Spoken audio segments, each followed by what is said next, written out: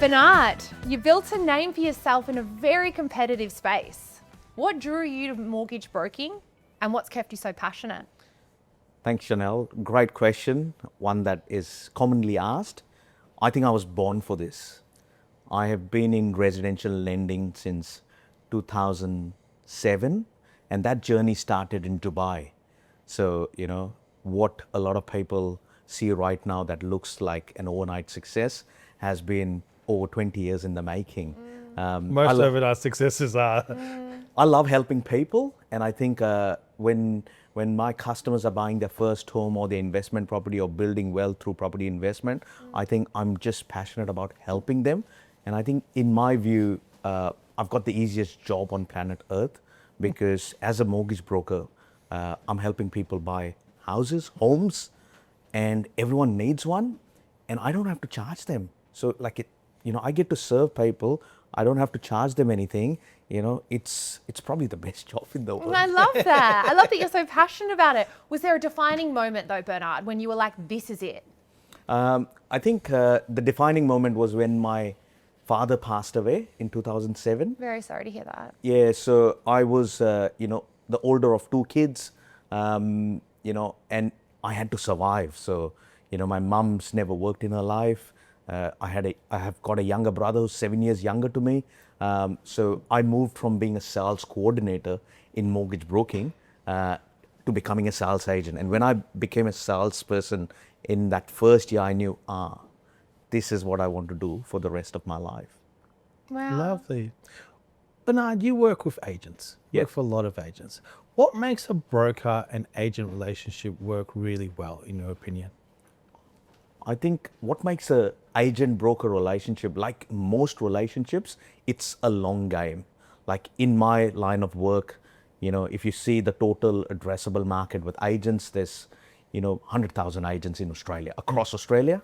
And then if you strip it back, there's 20,000 brokers in Australia. So how do I become memorable? You have to understand the problem that you're solving. So for me, my customer is the agent. They are my connectors. They are, if an agent is selling 100 homes, they're coming in contact with at least 500-600 or if not more people, So if I can convince this agent that I'm their trusted advisor and I'm going to help them put more deals together, and especially in this market where everything is subject to finance, as an agent, that's one of their biggest problems. They don't have visibility to a customer's financial situation, So for an agent, they're taking that offer subject to finance, going to the vendor, the vendor's agreeing, and then 2 weeks later, the finance not stacking up has wasted everyone's time. Not that the buyer's going out there to waste their time, but sometimes the buyers don't know what they don't know. So my job is about educating the agents, making sure that, I give them some level of control back in those conversations so that they can make informed decisions. Like if they've got a property that's very hot, multiple offer situations, and everything's subject to finance, how do they know which one to pick? So that's what I bring to the table. And look, every broker probably out there wants to target agents and wants to have the relationship and the branding and that you have. How do you do it? How do you go from, being in Dubai, coming to Australia, and building this brand for yourself, the trusted source for finance, and securing some major contracts like you've got? And so well loved as well. Yeah, by all. No, thanks, guys. I think it starts with people liking you, trusting you. If they like you, trust you, that they're wanting to do business with you. I think for me in Australia, when I started mortgage broking as a mortgage broker in 2017, so the business has been 8 years old now, and I started from my garage. Like I didn't know any agent. Then it started with one agent giving me an opportunity and then building on that. But I think there were defining moments in my life which actually made me stand out from the rest. And one such defining moment was me making a conscious effort in understanding to solve agents' problem. So I was probably one of the first mortgage brokers that joined Real Estate Gym, which you probably know is Tom Panos's closed community. And I started learning over there what are the challenges that agents are having, how can I actually as a mortgage broker bring value to them, and from there I started to learn and reach out. And then I made a list of, I joined the real estate gym. There was, I had no aspirations to be an agent. I wanted to learn about agents, and that's where, I learned the most. And then you start to, get some traction. You say, it's not hard. Like, this business is not hard. Like, You make it sound easy, but I think It's all relationships. If is. it's easy for you to build relationships, this industry is so easy to work in, isn't it? and especially agents, they're good people, they're lovable people, they're salespeople. So if they see that you've got the drive and the hunger in your belly, and you're exactly like them, like how they're chasing a listing, you're chasing them, I you're respect going to it. connect. So you got to match energy. Is that You what you're have to saying? match energy. You have to, if I wasn't a broker, I would probably be an agent. I look like them, I dress like them, I talk Sound like like them. them, yeah. So I love working with agents, and I think that's been resonating with the agents that I come in contact with. Oh, lovely. What about challenging situations? What's one of the most challenging deals you've ever had to get across the line, Bernard? There's been a number of situations. Give us a really juicy one. I think, knowing that, when a customer's coming to you, they've gone and bought something, they've gone unconditional. And, at that point, they've got the realization that, hey, I bought something off the plan, and they've never bought before. We've had situations where customers have bought off the plan, the market valuations are not stacking after, 2 years, then, their employment situations have changed. So one that comes to mind, I had this single mom who had bought a property. She'd never bought one before. She had bought this with all of her life savings, and the valuation's just not stacking up with the bank that she went to. Now, there was a lack of education, like she didn't know what brokers did. She went to her bank, which is still quite common. A lot of people just go to their bank, and if that bank's not going to be able to help, they just get depleted. And that's when, an agent referred that deal back to me and said, go and see this guy. And, we were able to, workshop it, do different valuations with different banks, and be able to come up with the solution and see that mom not lose that money and move into that house. And what it means to her was more than a loan. It was, security for her future, for her daughter, a safe space. It's always more That's than really a loan. beautiful. Of course, it's it's not a loan. It's someone's life's work put into an asset, and to be a part of that would be incredibly rewarding. But it's also a job you have to take incredibly seriously, right? It's I think home loans, mortgages, we're not selling a service. We're actually providing education and solution to our clients and taking all the friction away from their situations. Like, a first home buyer has never done it before, but I've seen hundreds of first home buyer deals. So, if I can bring in that intel and give them guidance on what they've probably not even thought of, I think that's where you become, that trusted advisor, and you go on that journey with them. Yeah, absolutely. It is a journey. Can we talk about Platform B? Yep. Last year was your first Platform B event. For those, hopefully not many, that don't know what Platform B is, can you tell us what Platform B is and what inspired Platform B? Yeah, look, given that I service and work so closely with real estate agents, they're my ideal customers. So I'm always looking for ways to become memorable, add more value to their work. So if they can come to an event that we've created and walk out from it and learn which they can implement in their function and earn more dollars, that was the goal. So, Platform To B, give back. to give back to agents and the community of agents that's given us so much. So really simple. Like, I think last year the Herald Sun did a piece where they did top 30 under 30 and top 35 under 35. So I picked up on that paper and that media article, and I saw there were all these agents in that. There were a few agents that I was working with, but there were more than 70% of those agents I didn't have any relationship with. So I thought, I reached out to these agents, congratulated them to start with. Then I asked them, so what else have they given you a plaque? Have they celebrated? No, they just put this article in media and that's about it. So that's where the seed was sown from. And I said, okay, why don't I just invite all of these people and celebrate them and their success off the back of that media article, bring in some key people that they look up to, that they can come and talk and educate, which they can learn. And yeah, some great guests. Or Yeah, we great had speakers. we had some great guests, and that's where I, came up with the idea. And then marketing was important. Okay, what do I call this event? So we created. Okay, it's platform. It's a platform, and the B is me, as in Bernard Blank. Awesome. Yeah, Broker. So platform B, and where real estate comes to talk. So we what started as a small idea to invite 30 people, 30 agents, and their principals. So 60 was the game and 60 was the goal. When I started having those conversations, it resonated with a lot of people, and I pretty quickly went from 60 to 300. Wow. Where did you hold the event? At NAB Arena. Oh, cool. So we do a lot of work with the banks. So, reached out to NAB and I gave them the vision, told them what I was trying to achieve. And they were gracious enough to support us with this and say, hey, well, you can use our venue.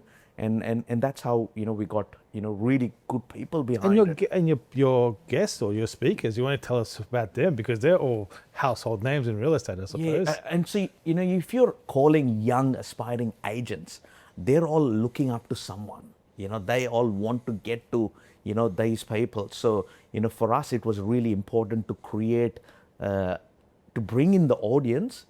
Why will they come? So Tom Panos, he's the name. He's got, intel. People look up to him with his content. So having him over there, like Sam Rigopoulos, great operator, That's great. Again, different brands. So we had Tim Heaviside, has been doing it for 20 plus years. How does he do it? How does he, consistently write more than 4.5, 5 million each year? And then we had Tia Mill, who was a young agent in Frankston, law background. How does she sell 100 homes with a 600,000 price point, So, just showing different, people, their profiles, and celebrating them was, again, giving back to them and to all these agents. So I think it was a great success. You created an incredible community. Yeah, thank you. Yeah. That's really, really amazing. How can real estate agents do better when it comes to supporting finance conversations? I think if you're a real estate agent, you need to have a core team around you. And that core team includes conveyancers or solicitors to do your Section 32s, getting the contracts. You need to have finance. Without money, you can't buy most houses. Most people need money, so you need to have a... My monopoly money won't work? Is that what you're saying? So having a finance broker in your corner will not just help you cater to your buyers, but also to your sellers. Most people are selling due to some life event in their situation. They're either downsizing, upsizing, there is something happening, and, finance plays a very important part over there. So I think for a real estate agent, for them to make that deal watertight, they need to bring a team of people. And I think I want to become that trusted advisor to a certain group of people that match the same energy with me. Seems like you've already become that, Bernard. What about common red flags you see in clients' financial profiles that need correcting before they apply? Look, character is a big thing in finances. So most banks will, before they start looking at your capacity, they're going to look at your character. And, What does that mean? And character in borrowers is, if you've had previous lending, how good have you been to the lender? Have you paid them on time? Have you kept your obligations? Are you spending more than you earn? So all of that, builds a story for a lender when they're looking at, going. So if you're going to a bank, every bank wants to lend. No one wants to decline a loan. But if you're not going prepared to the bank and you're just winging it, you're going to have some unpleasant surprises, So when a customer comes to us, for us, it's about understanding what is it that they're looking at achieving. Is it the first home? Is it their 10th investment? What is it that they're looking? What is the service that I can provide? And if it's only price driven, that's a red flag for me, because if they're going to be very price driven, they're never going to be, they'll never see the relationship aspect of it. And if it's price driven, they can go to Google and write, cheapest home loan, and you'll find an online lender who can do it. So for us as mortgage brokers, we get paid from the successful lender, and that money is not ours for almost 2 years. There's a clawback period for 2 years. Most borrowers don't know about it. So I have to be very careful when I'm onboarding you as a customer. Hey, do I connect with this customer? Are they going to stick around with us? Can we go on this journey with them from their first home to their next home, to their sisters, brothers, friends, network? So if I can't see those things happening in the early phase, it's probably not our client. You don't want to be clawed back after 6 months. And look, you never want clawbacks. Clawbacks are like unpleasant accidents that can happen anytime.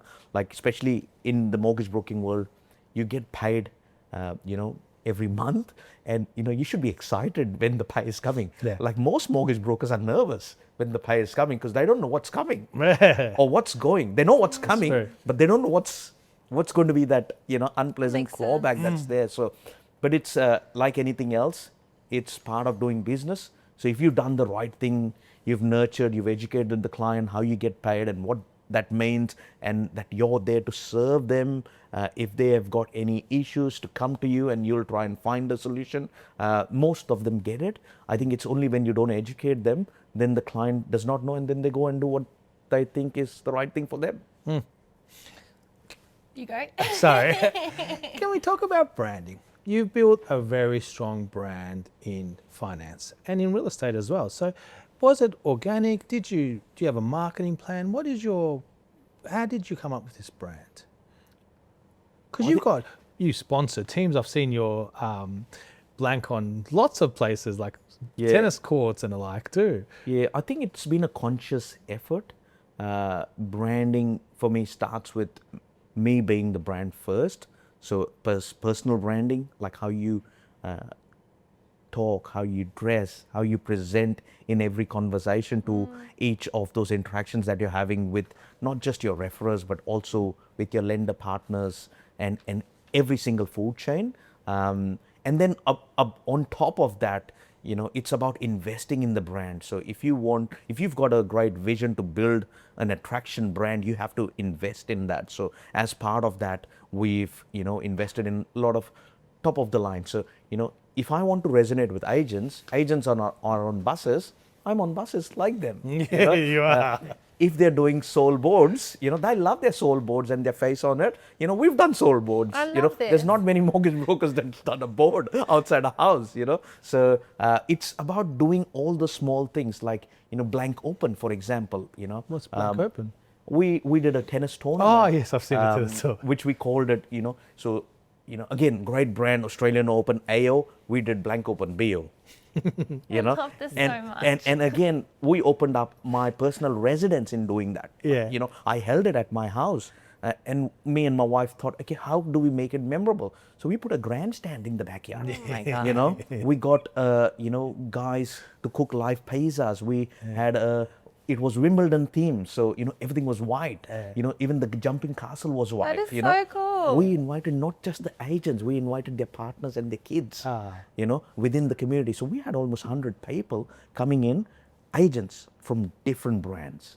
They would not normally see eye to eye, because they're competing with each other. And we've had comments after that event that this is the first time that someone's brought different agents together. All together. Still competitive, they're playing each other. So a Marshall White is playing a Jealous Craig on the tennis court. It's healthy fun, and but they enjoyed it, and it became a memorable event. So I think it's just doing those few things differently. Again, from going from a place to give back and not expect anything, then you're going to resonate with the people that have the same values. Don't want to be part of this community. Yeah, so even when I've only been in Australia for 13 years this year.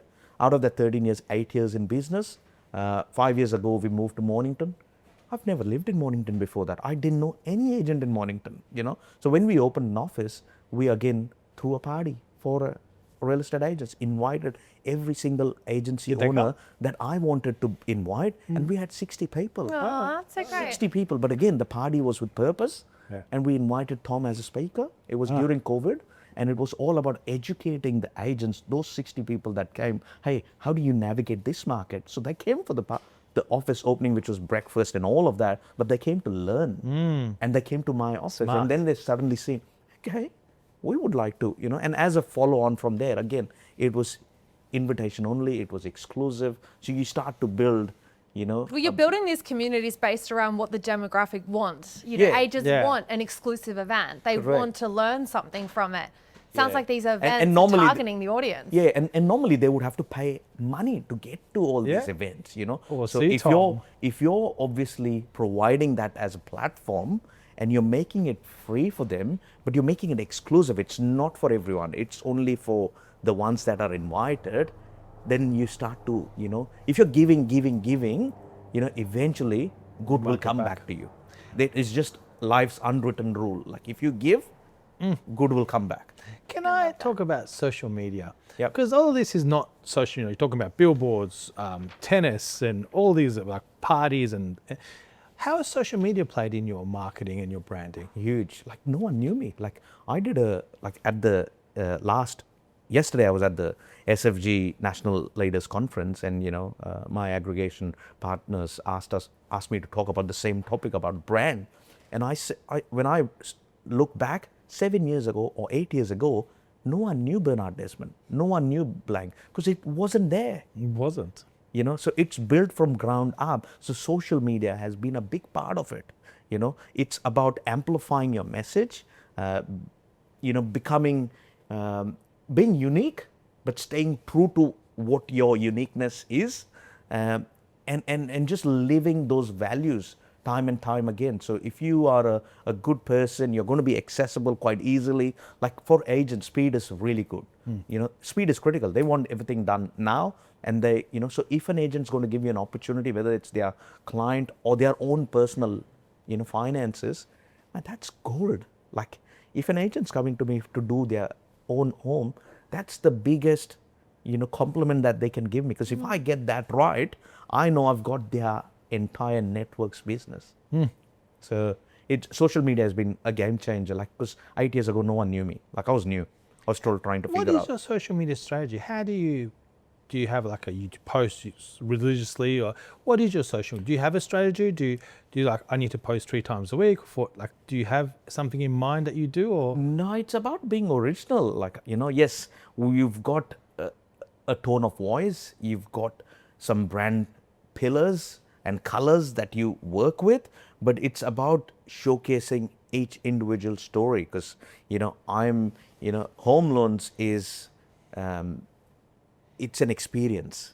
It's not, something that you've gone and bought off the shelf.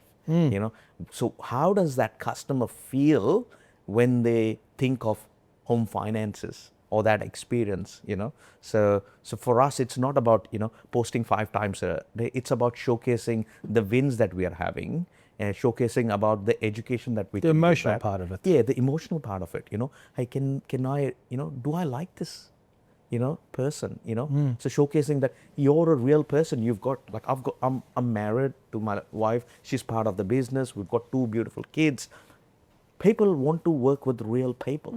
I think authenticity, I mean, I only met you today, but the moment you walked in, I could feel that you were just a beautiful, authentic person. And you can showcase that on social media now. Like you can showcase your personality and your brand. Sounds like you're doing that exceptionally well. No, thanks. That really means a lot, Chanell. But I think you can't create. You're either authentic or you're not.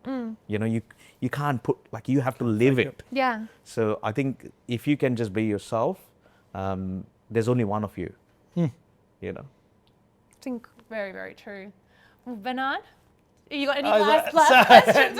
This is your question time. I forget to do your quick fire question. We've got some rapid fire Yes. for you, Yeah, Bernard. wow. We're going to put you on the spot. All right. You can only answer with one word. Right? Okay. Fixed or variable? Variable. Pre-approval in 2025, overrated or essential? Essential. One thing a buyer should never do before applying for finance. Never do before applying for finance. One thing. Know who you're going to work with. Okay. The one thing they should never do. Not know who they're going to work with, right? One thing that just don't apply left, right, and center. Okay. You know, just know and get a team who you're going to work with Okay. before, because every time they apply for finance, it's going to leave a trail Yes. And it doesn't look good. and does it? doesn't No, it look doesn't good. look good. You know, so you want to know who you're going to work with. Okay. Great one. Biggest mistake people make when refinancing. Chasing right. Okay. If right is the only be all and end all, it's a strategy for failure. You know, I think there has to be more to it. There has to be more reasoning to what is it that you're actually looking to do when you're refinancing. And some final thoughts, Bernard. What does success look like, and what's the future hold for you? I think success to me is being able to do things in your own time, without pressures of anyone or, you know, anything, like, you know, spending time, you know, an ideal life is, you know, live a life of no regrets, do the right thing when no one's watching. And I think the vision for me is to build a brand that becomes memorable beyond Bernard Desmond. Well, blank is. Legacy. Yes. Well, it sounds like you're building an exceptional one, Bernard. Thank you, Chanell. Thank you so much for taking the time out to speak with us today. Thank you, Bernard. To any agents that are looking to partner with a broker, obviously all of Bernard's details will be left at the end of this episode. Bernard, thank you so much for being a part of Real Estate Renovators. We'll see you on the next episode. Bye for now.